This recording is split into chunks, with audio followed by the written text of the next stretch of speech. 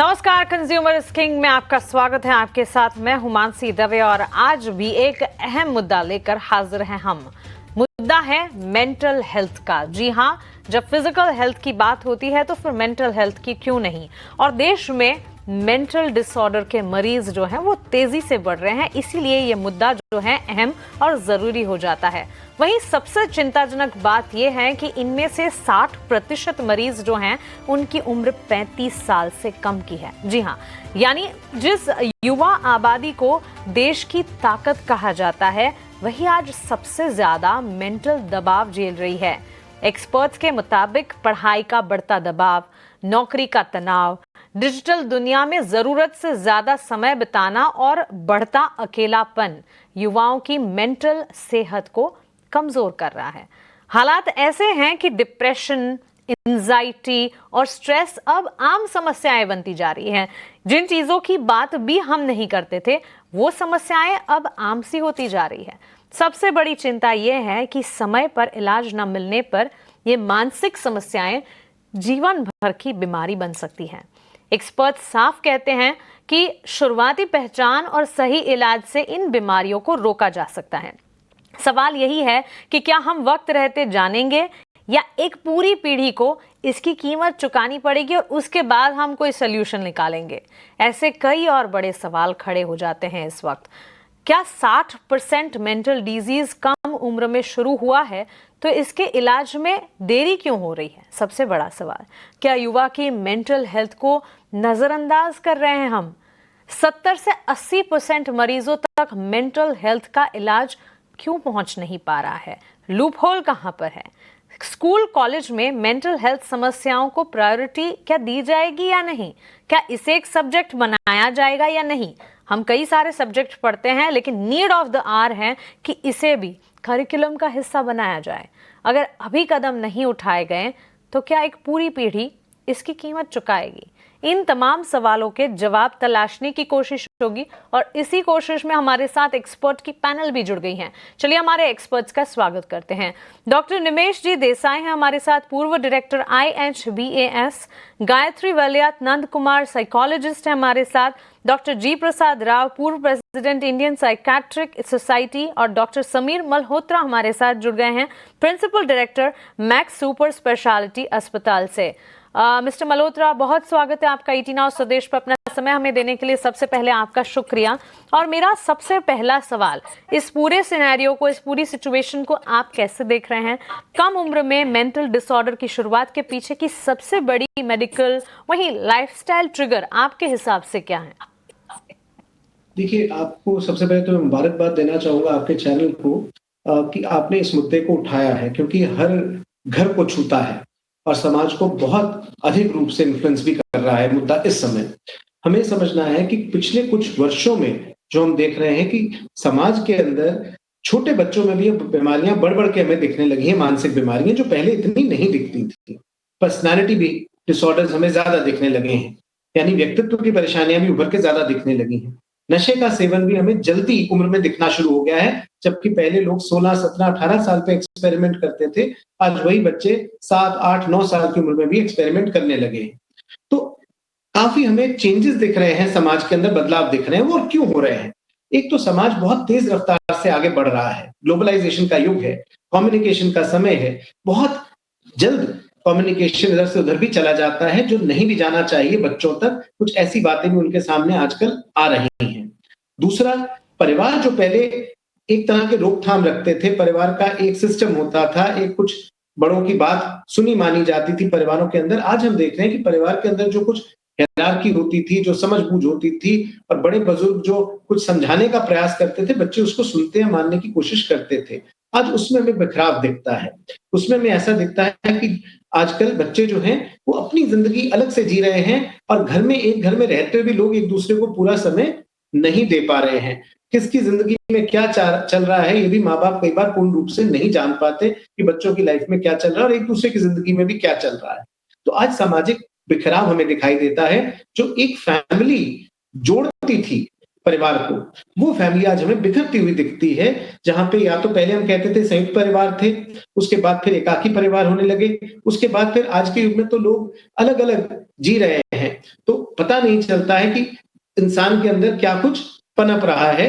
और पहले जैसे ज़िम्मेदारियाँ आपस में लोग मिल बाँट लेते थे, आज वो ज़िम्मेदारियाँ भी एक इंसान के ऊपर लदती चली जा रही हैं, जिसके चलते भी जो स्ट्रेस है, वो बढ़ता चला जा रहा है। हर इंसान के ऊपर एक इंडिविजुअल स्ट्रेस बढ़ गया है और जो बिखराव आ गया है परिवार के अंदर, समाज के अंदर, वो कहीं न कहीं मानसिक परेशानियों को बढ़ावा दे रहा है। दूसरा, यंग एज जो ऐसी उम्र होती है जिसके अंदर ब्रेन के अंदर कई न्यूरोकेमिकल चेंजेस हो रहे होते हैं, हम कहते हैं ब्रेन रीशेप कर रहा होता है, जिसमें कुछ ऐसे सेंटर्स हैं जो हमें कंट्रोल देते हैं, इमोशंस पे कंट्रोल देते हैं, उनकी मैच्योरेशन हो रही होती है। तो जब इमोशंस तो बढ़ रहे हैं उम्र के अंदर क्योंकि हार्मोनल चेंजेस हो रहे हैं, प्यूबर्टल चेंजेस हो रहे हैं, पर साथ-साथ जो कंट्रोल सेंटर्स हैं, वो भी पूर्ण रूप से परिपक्व नहीं है, वो अभी भी पनप रहे हैं, वो अभी भी तैयार हो रहे हैं और पूर्ण रूप से तैयार नहीं है, तो एक कंट्रोल थोड़ा-सा कम रहता है। तो कई बार गुस्से से संबंधित बीमारियाँ, स्ट्रेस से संबंधित बीमारियाँ यहाँ पे बढ़ती दिखाई देती हैं। ईटिंग डिसऑर्डर्स बढ़ते हुए हमें दिख रहे हैं बच्चों में, सब्सटेंस यूज़ डिसऑर्डर और मोबाइल की डिपेंडेंस, ये तो शायद हर घर की कहानी बनती दिखाई दे रही है, जहाँ पे मोबाइल का प्रयोग उसका अच्छा प्रयोग ये था कि कम्युनिकेशन का अच्छा ज़रिया था, आज एक एंटरटेनमेंट का ज़रिया बन गया है, सोशल नेटवर्किंग का ज़रिया तो अच्छा है, पर कहीं न कहीं ज़रूरत से ज़्यादा उसका प्रयोग, ज़रूरत से ज़्यादा उसके साथ जुड़ना जो है, वो इंसान के निजी जीवन में काफ़ी बदलाव लाता चला जा रहा है, जीवन शैली बिखर रही है, आजकल बच्चे खेलते हुए कम दिखाई देते हैं और मोबाइल के साथ जुड़े हुए ज़्यादा दिखाई देते हैं। बिल्कुल, बिल्कुल और इनफैक्ट आपका भी शुक्रिया, हमारी इस कोशिश की सराहना आपने की और इटी नाउ स्वदेश लगातार कंज्यूमर इज किंग के ज़रिए कोशिश करता है कि ये सारे मुद्दे जो कि काफ़ी ज़रूरी है, जिन पर बात नहीं होती, लेकिन हाँ, हम जानते हैं इसके बारे में, इसे हम उजागर कर सके, अवेयरनेस ला सके और आपके जैसे एक्सपर्ट्स के माध्यम से हमारे व्यूवर्स जो हैं उन्हें बता सके कि हमें इस वक्त किन चीज़ों की ज़रूरत है, नीड ऑफ द आवर क्या है। यूथ में बढ़ता मेंटल डिप्रेशन डिसऑर्डर और इसका ग्राफ चिंता की बात है जरूर। भारतीय युवाओं में मेंटल डिसऑर्डर के मामले तेजी से बढ़ रहे हैं और वो भी एज की अगर बात करें 35 साल की कम उम्र के 60% लोग मेंटल डिसऑर्डर से पीड़ित हैं। केवल 1% लोग, जी हाँ, सिर्फ और सिर्फ 1% ऐसे लोग हैं जिनको समय पर इलाज मिल पाता है। बाकी कुछ हैं ना तो इलाज लेते हैं या फिर इस चीज को एक बीमारी समझते भी नहीं है या फिर शर्म की वजह से इसकी बात नहीं करते और इसी के चलते नुकसान भुगतना पड़ता है। इंडियन साइकाइट्रिक सोसाइटी की नेशनल कॉन्फ्रेंस रिपोर्ट में ये सारे खुलासे हुए हैं। हमारे साथ पैनल पर अब गायत्री वैलियत नंद कुमार साइकोलॉजिस्ट है जानी मानी, वो भी जुड़ गई हैं। गायत्री जी, बहुत स्वागत है आपका ईटी नाउ स्वदेश पर, अपना समय हमें देने के लिए आपका शुक्रिया। ये सारे आंकड़े जो हैं डराने वाले तो हैं ही और आपके लेंस से हम ये समझना चाहेंगे कि स्थिति आखिर कैसी है, कितनी ज्यादा संजीदा सीरियस नजर आ रही है और क्या आज का युवा मेंटल थकान, क्लिनिकल डिप्रेशन के फर्क को समझ ही नहीं पा रहा है? पहले तो मैं अग्री करती हूँ कि अगर आप 100 साल पहले कंपेयर करोगे तो तभी टेक्नोलॉजी इतना नहीं था। तो अभी जब टेक्नोलॉजी आ गया है, एआई आ गया है, सब कुछ इतना फास्ट हो गया है कि ऑफ कोर्स वो सारी चीज़ों का इफ़ेक्ट होता है मेंटल हेल्थ पे। बट मुझे ये भी एक चीज़ हाइलाइट करनी है कि हमारी जनरेशन जो यूथ है, वो ज़्यादा अवेयर भी है मेंटल हेल्थ को लेकर। इसके लिए वो ज़्यादा हेल्प भी लेती है, जो पहले की जनरेशन नहीं लेती थी। तो इसीलिए हमें कहीं न कहीं लगता है कि लोग ज़्यादा इस पे बात कर रहे हैं, इसके लिए शायद से ज़्यादा मेंटल डिसऑर्डर्स बढ़ गए। बट ऐसा भी हो सकता है कि लोग इसके बारे में ज़्यादा बात करें, इसके लिए हमें ऐसा लग रहा है कि अच्छा, ये कैसे हो गया? बट ये सारे जो डिसऑर्डर्स हैं, डिप्रेशन, एंग्ज़ायटी रिलेटेड डिसऑर्डर्स, ये पहले भी थी। बस अभी इसके बारे में ज़्यादा अवेयरनेस है एंड ऑफ कोर्स कुछ स्ट्रेसफुल फैक्टर्स है लाइक टेक्नोलॉजी, एआई, उसकी वजह से स्ट्रेस हो रहा है एंड अभी काफ़ी कैपिटलिस्टिक एनवायरनमेंट भी है। टाइम नहीं है लोगों को अपने मेंटल हेल्थ को इम्पोर्टेंस देने के लिए या स्लो डाउन करने के लिए। तो आई थिंक वो भी एक चीज़ इम्पोर्टेंट होता है ध्यान रखने के लिए कि अभी इन्फॉर्मेशन काफ़ी है सोशल मीडिया पे, तो कभी-कभार द यंगर जनरेशन जितनी अवेयरनेस बढ़ रही है, उससे ज़्यादा थोड़ी कन्फ्यूजन भी हो जाती है कि क्या मुझे डिप्रेशन है, क्या मुझे एडीएचडी है या मुझे ओसीडी है, क्योंकि सारे सिम्पटम्स अभी सोशल मीडिया पे डिस्कस किया जाता है। बट आई थिंक दैट अगर अवेयरनेस के साथ-साथ अगर थोड़ी बैलेंस अगर लेके आ सकता है कि इतना भी इंफॉर्मेशन ना कंज्यूम करना कि जिससे आप कंफ्यूज हो जाओ, एंड मोर इम्पोर्टेंटली कोई कंक्लूजन नहीं बनाना आपके मेंटल हेल्थ के बारे में। इट्स ऑलवेज बेटर कि अगर आपको कोई तकलीफ हो रही है मेंटल हेल्थ रिलेटेड, तो आप पहले एक साइकोलॉजिस्ट या साइकाइट्रिस्ट से जाके उस चीज पे बात करें। एक तरीके से ये भी होता है कि जो बच्चे होते हैं उस एज रेंज के, बिफोर द एज ऑफ 25, आपका ब्रेन तभी भी डेवलप हो रहा है। जैसे ये जो पार्ट होता है ब्रेन का, it's responsible for thinking, for impulse control. तो क्या होता है कि वो एक वल्नरेबल पीरियड भी होता है where you are still developing. And साथ ही साथ कुछ लोग होते हैं जिनकी लाइफ में बचपन में they might have gone through some difficult times, तो उसके साइंस और सिम्टम्स यूजुअली आप 25 इयर्स के एज के पहले ही देखोगे। आप 50 इयर्स के बन के आप नहीं देखोगे ये सारे साइंस एंड सिम्टम्स। तो थोड़ा होलिस्टिक वे में भी मुझे लगता है इन चीजों को देखना चाहिए। That's my personal perspective. Full and thank you so much for that take. और साथ ही जहां हम ये सारे के सारे एंगल से इसे समझने की कोशिश करते हैं, इसकी शुरुआत कहां से होती है और कौन से ऐसे फैक्टर्स हैं जिन्हें आपको बिल्कुल नज़रअंदाज नहीं करना चाहिए, ये भी सबसे इम्पोर्टेंट सवाल हो जाता है। समीर जी, मैं आपसे ये समझना चाहूँगी, शुरुआत किन संकेतों से होती है ये डिसऑर्डर जिसकी हम बात कर रहे हैं, और वो कौन से संकेत हैं, कौन से डायरेक्शंस हैं, कौन से हिंट्स हैं जिसे परिवार या दोस्तों को नज़रअंदाज नहीं करना चाहिए, या इनफैक्ट एक इंडिविजुअल को भी?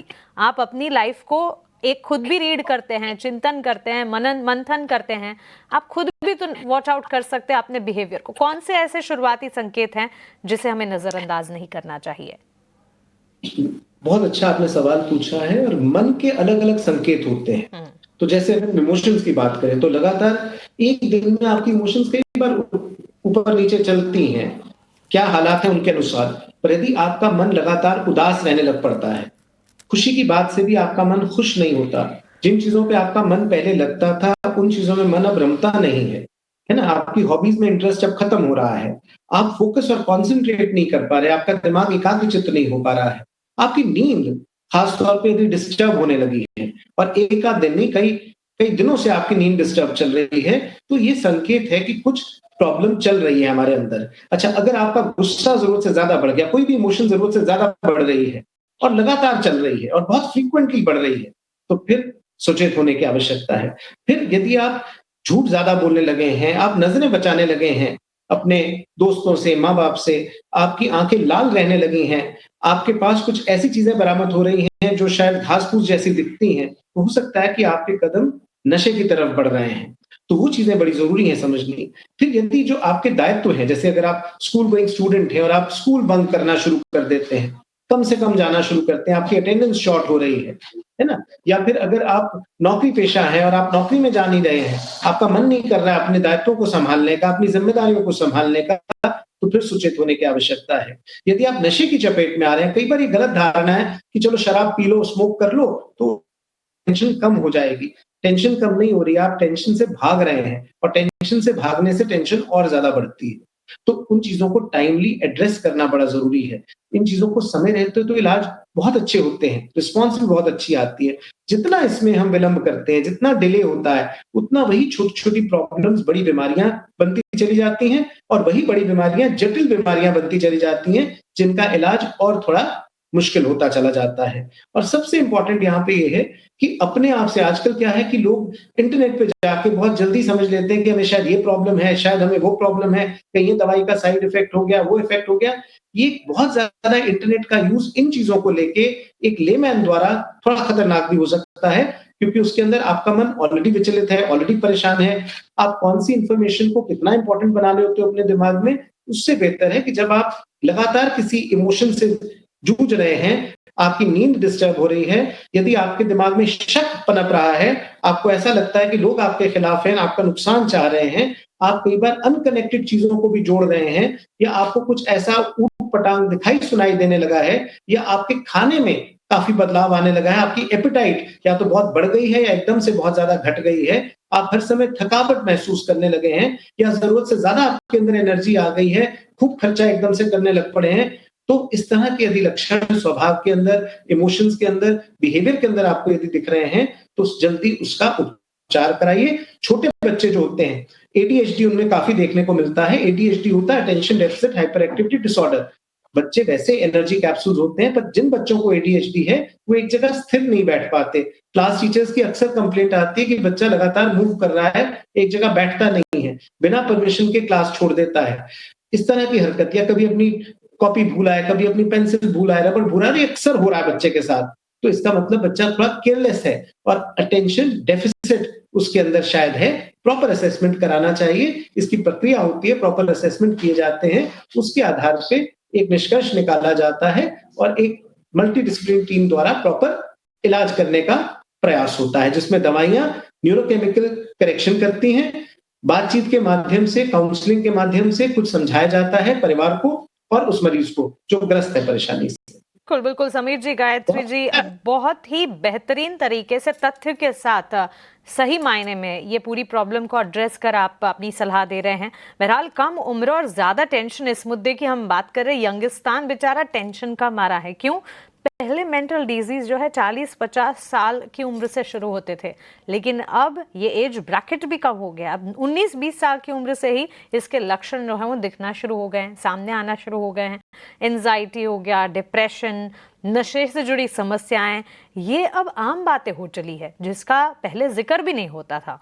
और एजुकेशन और करियर की शुरुआत कर रहे युवाओं में भी सबसे ज्यादा देखने मिला है टेंशन है इस वजह से। लेकिन ये कोई सही हल भी नहीं है, बावजूद इसके हमारे युवा इसकी चपेट में आ रहे हैं।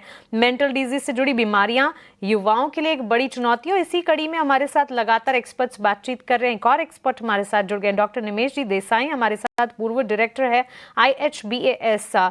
निमेश सर, बहुत शुक्रिया अपना समय हमें देने के लिए। स्वागत है आपका ET Now स्वदेश पर। और यस, काफी इंटरेस्टिंग, इंपॉर्टेंट और सीरियस मैटर है जिस पर बातचीत हम कर रहे हैं इस वक्त। युवा में मेंटल थकान, क्लिनिकल डिप्रेशन, इस पूरे मुद्दे को आप कैसे देखते हैं?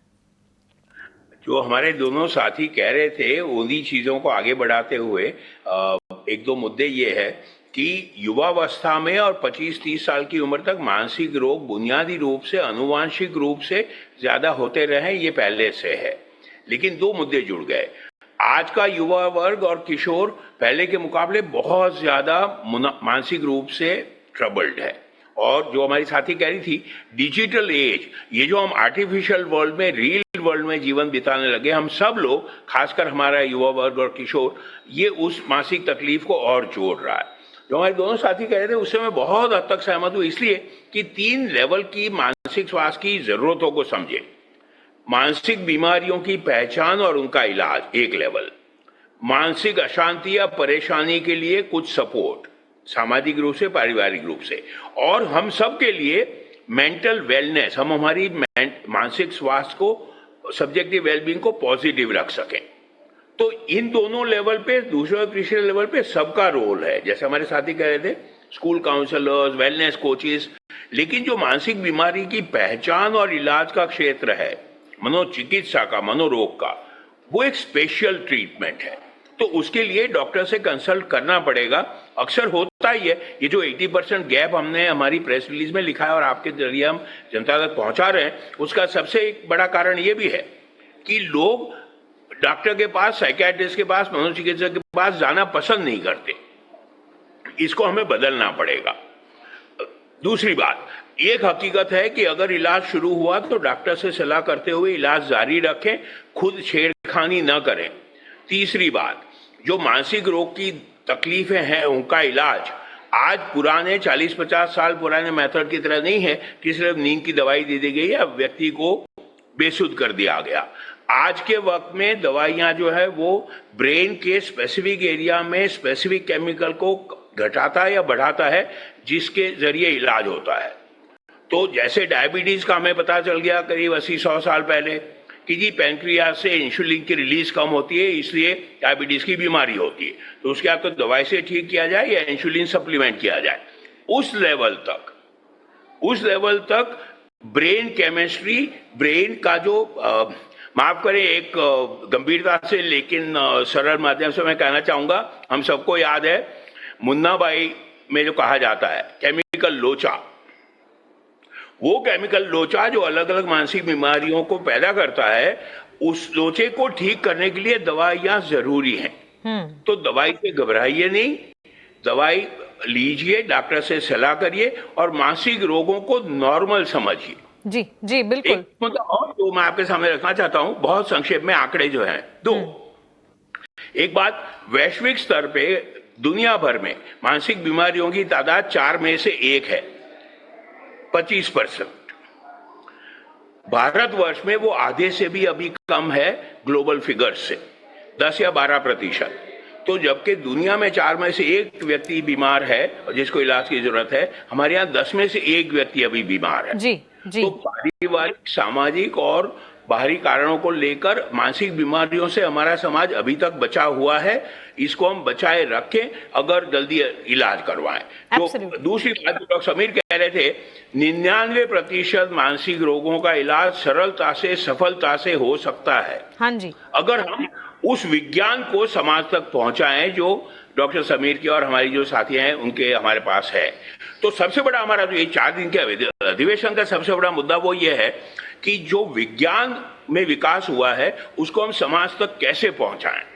जी बिल्कुल बिल्कुल निमेश सर, काफी इंपॉर्टेंट टेकअवेज आप यहाँ बता रहे हैं। हालांकि समय की पाबंदी भी है, लेकिन जहां हम सारे के सारे फैक्टर्स को समझने की कोशिश कर रहे हैं, क्विकली अब सोल्यूशन पर भी बातें करेंगे। हमारे एक्सपर्ट सोल्यूशन की बात लगातार कर भी रहे हैं। गायत्री जी, दवा की बात अभी निमेश जी ने बताई, अब दवा तो बिल्कुल लेनी ही चाहिए इस स्थिति में, क्योंकि फिजिकल फिटनेस अगर नहीं है तो उसकी दवा हम लेते हैं, लेकिन मेंटल फिटनेस का जिक्र भी करने से कतराते हैं। ये in itself is a big concern. लेकिन एक और चीज आपसे समझना चाहूंगी, बिना दवा और थेरेपी के क्या लाइफस्टाइल में बदलाव ऐसे किए जाने चाहिए, और क्या लाइफस्टाइल में बदलाव करने से भी स्थिति को बेहतर तरीके से समेटा जा सकता है आपके हिसाब से? काफी इम्पॉर्टेंट क्वेश्चन आपने पूछा है ये, बिकॉज मुझे ऐसा लगता है कि इंडिया में सबको साइकेट्रिस्ट के बारे में पता है, बट साइकोलॉजिस्ट का कॉन्सेप्ट अभी भी किसी को इतना पता नहीं है। तो कहीं ना कहीं लोगों को ऐसा लगता है कि अगर आपको कोई मानसिक बीमारी है तो आपको गोली लेने की जरूरत है, बट जरूरी नहीं है कि हर साइकोलॉजिकल इशू में आपको गोली की ही जरूरत है। कुछ कुछ ऐसे इश्यूज भी होते हैं जहाँ पे आपको गोली लेने की जरूरत नहीं है। मैं ऐसा देखती हूँ कि साइकियाट्रिक मेडिकेशंस मुझे ऑप्शनल लगते हैं, कुछ सिचुएशंस में ज़रूरत पड़ती है, बिकॉज आपके सिम्टम्स को स्टेबलाइज करने हेल्प करता है। बट एवरी पर्सन जिसको मेंटल हेल्थ डिस्ट्रेस हो रहा है, they should go for therapy. And psychologist या साइकियाट्रिस्ट आपको फिर बताएगी कि आपको मेडिकेशन की ज़रूरत है या नहीं, डिपेंडिंग ऑन द सीवियरिटी। आप जिस चीज से गुजर रहे हो, आप उसको हैंडल कर पा रहे हो कि नहीं, and a lot of other factors को डिसाइड करेगा साइकाइट्रिस्ट। बट थेरेपी इसलिए इंपॉर्टेंट है क्योंकि क्या होता है, जब आप एक मेडिकेशन लेते हो, इट विल हेल्प यू आपके केमिकल्स बैलेंस करने के लिए। बट आपके पैटर्न्स का क्या, आपके पैटर्न्स ठीक करने के लिए आपको कॉन्वर्जेशन करना पड़ेगा, आपको एक थेरेपिस्ट से बात करना पड़ेगा, आपको बोलना पड़ेगा आपके लाइफ में क्या हुआ है, ऐसी क्या घटना घटी है, या आपकी फैमिली एनवायरनमेंट कैसी थी, या ऐसा क्या हुआ है आपके लाइफ में जिसकी वजह से आप शायद आज डिप्रेशन में हो। सो डिप्रेशन को एक होलिस्टिक वे में देखने की जरूरत है। इट्स नॉट कि chemical imbalance हो गया, it can also be because of something, because that happened in the family या something that happened in the school। कहीं reasons होते हैं, तो थेरेपी जाना बहुत important है। काफी लोगों को बस बात करना अपने प्रॉब्लम्स के बारे में, उन इंसान के सामने जो आपको जज ना करे या आपको शेम ना करे, उन बहुत लोगों को उसी में ही काफी बेटर फील होता है। तो थेरेपी जाना बहुत बहुत इंपॉर्टेंट है, क्योंकि तभी ही आपके पैटर्न्स बदलेंगे, आपको समझेगा कि आपका डिप्रेशन कहाँ से आ रहा है, आप क्या कर सकते हो। एंड ऐसे यूजुअली मैं लोगों को कहती हूँ कि अगर आपकी मानसिक स्थिति रिश्तों की वजह से खराब हुई है, तो आपको एक रिश्ते की ही जरूरत है आपकी मानसिक स्थिति ठीक करने के लिए। बहुत जरूरी चीज कही आपने इनफैक्ट। और जी हाँ, आप अपनी सिचुएशन को बेहतर तरीके से समझते हैं और खुद में भरोसा, खुद में विश्वास भी रखिए। किसी भी सिचुएशन से बाहर निकलने की ताकत आप में है। यही हिदायत मैं भी देना चाहूंगी। और सबसे इंपॉर्टेंट बात, मैं हमारे तीनों एक्सपर्ट्स का बहुत शुक्रिया पहले तो हमारे साथ जुड़ने के लिए और इस अहम मुद्दे पर बातचीत करने के लिए। टुवर्ड्स क्लोजिंग सिर्फ इतना ही कहना चाहूंगी कि शरीर की फिटनेस दिख जाती है लेकिन मन की थकान दिखती नहीं है। अगर मन की थकान है तो इसका इलाज तुरंत प्रभाव से करें। फिलहाल कंज्यूमर रिस्किंग में इतना ही। मुझे दीजिए इजाजत, लेकिन आप बने रहें 18 आवर्स स्वदेश के साथ। नमस्कार।